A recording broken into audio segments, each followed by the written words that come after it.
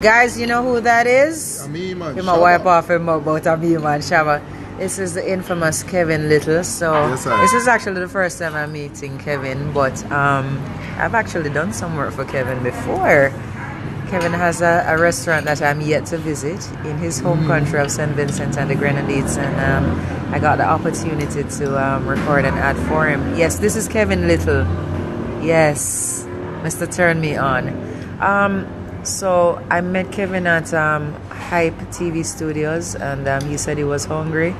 And his publicist joke and say, yes, Sparks are the person for carry go eat because Sparks love nyama bag of bush and vegetable and this and that like she a goat.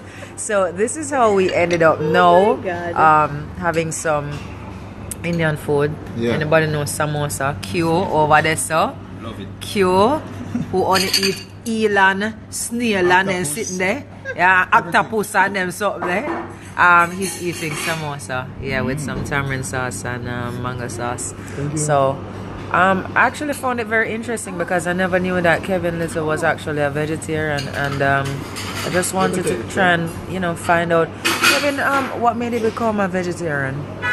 Well, when my mom died, I went through a lot of anxiety and stuff like that, and I think it kind of triggered a bit of weakness in me, even more to the toxins that are in the food that we consume, because everything that affects you mentally affects you physically too. So I had to start eliminating foods in order to start feeling better. I started by eliminating chicken. When I eliminated chicken was the first time I was able to sleep properly when night comes. I was not even able to fall asleep early in the night. I would be constantly being jolted out of my sleep when I'd fall asleep, and a whole heap of things, man. It felt crazy, just couldn't sleep, and I eliminated chicken and I finally started to be able to sleep in the night, fall asleep early and everything properly again, and then the anxiety in the evenings got less, and then I started eliminating bread, and that made it even better. Dairy too, I started eliminating that. I never used to really. Did your body go into shock? Because a lot of persons, when they're becoming a vegetarian, they tend to ease into it. But this sounds like you just went cold turkey. Like you just. Well, the way I grew up, I grew up poor, and most of the time when we eat rice and peas and chicken or some kind of beef or something like that, that would have been a Sunday, one day of the week. So. Right. I kind of got accustomed to not really eating meat that often. Even beef and pork and them things, you would only see them things like Christmas time, when you save your money for the end of the year and you really do it good for Christmas, So, and I've always had this mentality, when I switch off something, I just switch it off. If you're just joining me on the live, I'm speaking with Kevin Lyttle. He's in Jamaica. He's doing a lot of promotional work. And I just found out tonight that he's actually a vegetarian. So we're just speaking with him to find out how he came on this journey. Yeah, so you cut out a lot of the meat. Yeah. You grew up poor, so you really were accustomed to just really eating meat like once per week. Yeah. Because even beef and stuff, like I was saying, beef and pork is expensive meat, man. So, and like I said, I just, I'm able to switch things off. So I just completely switch it off, and I started switching bread off to very lightly eating bread. Don't eat much of it. I would eat more wraps and things like samosas, things that are seasoned and have a lot of nice herbs and spices and stuff. Cumin and turmeric and all. So I favor the Indian restaurant a lot, the Chinese, the type cooking, and Oriental foods and stuff like that. I after a while of doing that, I just started feeling way better. I would get anxiety sometimes still throughout the day, but I'll be able to control it.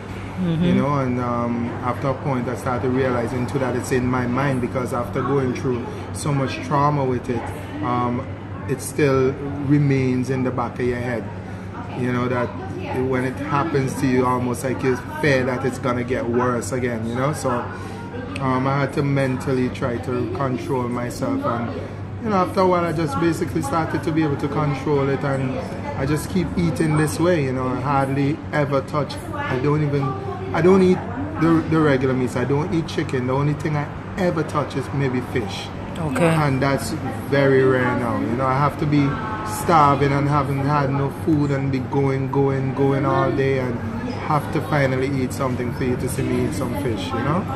How has becoming a vegetarian affected your performance on stage? Do you find that you have more energy? Yeah. I mean, actually, you know, eating like that helps your whole respiratory and you know your whole energy changes, man. It's like it's hard to explain. You know, your whole respiratory system gets better. You know, you have more energy. You breathe better. You have more mental control because the foods that you're eating isn't affecting your mind the same way. Because a lot of the times you would eat food and find you get a headache, but you wouldn't say it's the food. Right. You to yourself is so trained mentally to think that, oh, it can't be the food I eat. I eat nothing that affect me before in any way, so it can't be that affected me. But what you have to realize is that with food, things build up. They build up and they build up, and after a while your body can't take no more. And then it starts affecting you. You know, so it's really important to pay attention to what you put into your mouth, you know. So I just am happy that I discovered this, because it was like being awakened from the Matrix. Sharatin. If you're just joining us, we're speaking with Kevin Lyttle, international recording artist. So Kevin, let me ask you, what do you eat on a typical day? Well, are you someone who skips breakfast or someone who has to have breakfast? No, I have to have breakfast. I have to have breakfast. If I don't eat breakfast, I'm in trouble. Because I was so accustomed to that from a little kid, you know, your grandmother and your mother would tell you, especially in the Caribbean, you have to drink your tea. You have to have something hot in your belly in the morning before you go to school. Yeah. It kind of is ingrown into my system that I have to have some hot tea and something to give me some energy to start my day. Mm-hmm. You know, so I eat like oatmeal, cornmeal and stuff like that. That's mainly what my breakfast is. And then maybe I have something like around 10 o'clock. I may munch on like a nutrition bar that's made of almonds or peanuts or something, and then lunchtime I would have a proper lunch, you know. Have like a veggie stew from Island Grill. Yeah, Island Grill get a promo right there, so do. Yeah. So I mean, and then at the end of the day, I do have a sort of big meal for dinner, not often, you know, but I try to eat before 7 o'clock, because if I eat after that, I end up with the same problem with anxiety, where a lot of the time, too much stimulation. Yeah, my blood, it causes your blood sugar level to drop. Actually, to drop in my case, because the quick shot of sugar into your system, whether it be from the up and then go right down, and all that stuff, it shoots up and then it goes right down. And it leaves you with no sugar in your body, and you're there. I get anxiety from that. So besides changing your eating pattern and your way of life from meat to vegetarian, have you incorporated physical exercise? Because the research has shown that for persons who suffer from anxiety, this is one way to actually get it done, by incorporating exercise. Because it balances out the hormones. Did you do that? Yes. I actually ride with my next door neighbor, who's one of my good friends in Miami. I ride like 10 miles every other day when I'm in Miami. And I also run. I was jogging all for the past few weeks before I came to the Caribbean again with my boy David, who, you know, he came and spent like 3 weeks with me in Miami, so me and him went jogging, you know. So I do as much activity as I possibly can. I have a gym in my house, so I work out there too. But you know, exercise is extremely important. I also have the watch from Apple that I use and monitor and make sure that I do a certain amount of activity per day to keep my body in shape and make sure that I don't sit too much and not be active. You know, I have to be active. I try to make sure that happens, that the amount of calories that at least is necessary for me to have a proper balanced operation of my body throughout the day is done, you know. Okay, so let me talk about this. You're talking about activity. You've been on the move ever since you got to Jamaica. Why are you here?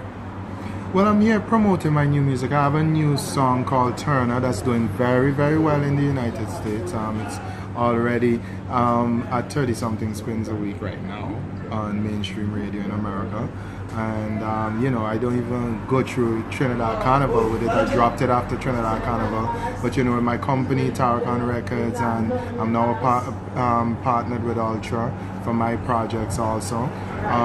My distribution company, I have my own distribution company. I don't go through no third party, whether it be Tunco, City Baby, none like that. I do it myself with my company. And we are able to do so much more now because the social media and everything else has made the industry accessible in a way that and more integrated. Yeah, you can actually be more successful doing your thing independent, you know, and then a major can come in and boost the thing after, you know. Yeah, so I mean, I'm promoting the single. It's called Turner. Go and check it out. It's on YouTube and it's on SoundCloud. It's actually a 3-point-something million plays on SoundCloud, you know. So I mean, check out my new music. I have a record with Elephant Man that's dropping for Vincy Carnival, featuring Mika Ben from Haiti, who's actually the main producer behind the project. And that record is called Caribbean Thing. It's a very unity Caribbean song. I also have recorded while I'm here in Jamaica. I did a lot of recordings. I recorded with Sean Nizzle. Shout out Sean Nizzle. Recorded with ZJ Diamond. Recorded with my boy DJ Jimmy. Cute. So you know, I'm working a lot on really just making myself more present in the Caribbean market than it was before, you know, in the past. So I'm here doing a media tour. I'm not performing. I'm just here promoting the music and, you know, letting the press and the media houses here in Jamaica get to know me better, you know? Okay, nice. Yeah, man. And you're leaving Jamaica soon. Where are you going? My next stop is the Zumba Cruise. Massive. And then I am somewhere in Europe and then somewhere in Australia. Yeah. All right. Thank you, Kevin. Tell them how they can find you on social media. At Kevin Lyttle on Instagram. Please spell Little with a Y. It's Kevin Lyttle with a Y, not an I. So it's not Little, it's Lyttle. If you put in the other one, you won't find me. And when you do find me, you will see the blue tick because I'm verified almost everywhere.